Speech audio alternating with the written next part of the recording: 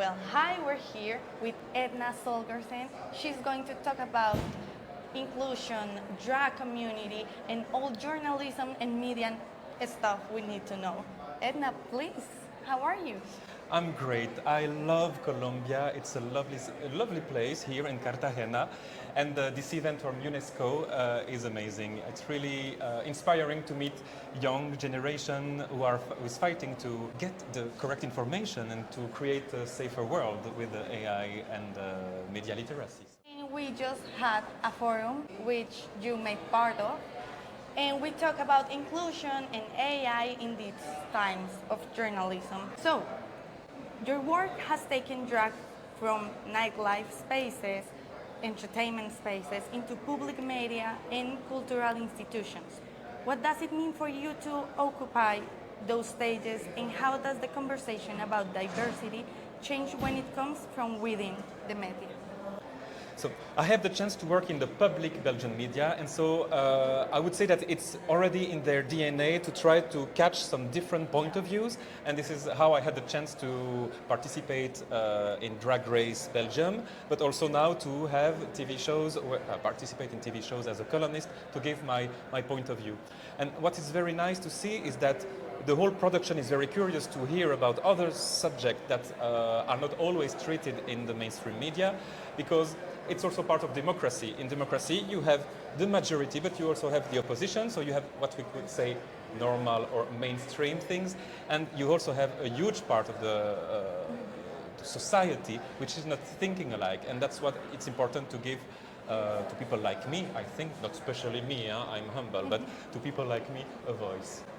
Okay, actually, at a time when everyone talks about inclusion, do you think the media are truly ready to represent diversity without turning into a spectacle?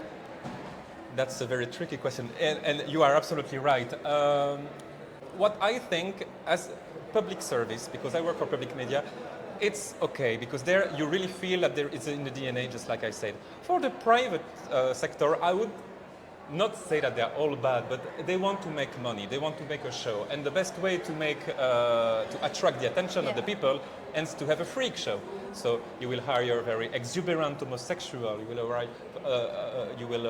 will hire drag queens to do puff, sparklons, etc., and you will not always let the chance to develop an idea. They will probably leave some space to express it, but it will remain superficial.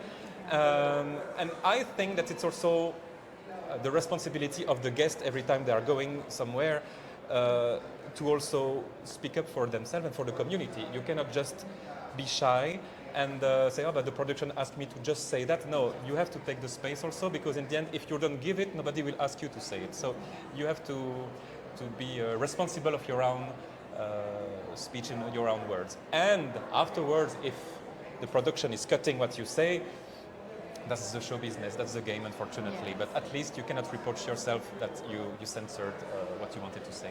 You have a podcast, you talk in different shows and everything, you work in the business.